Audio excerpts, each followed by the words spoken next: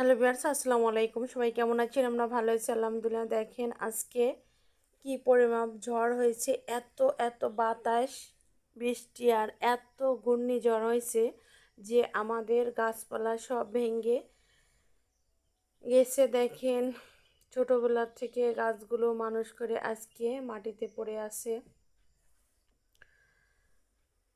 এই যে সবেদা গাছ, কাঁঠাল গাছ, কাঁঠালগুলো সব পড়ে আছে, সবেদাগুলো পড়ে আছে। এত পরিমাপ আল্লাহর অশেষ রহমত যে আমাদের কোনো ক্ষতি হয়নি বা আমার বাচ্চাদেরও কোনো ক্ষতি হয়নি। ঘরের উপরে কোনো গাছপালা পড়েনি। আল্লাহর কাছে লাখ লাখ কোটি কোটি শুকরিয়া আদায় করি।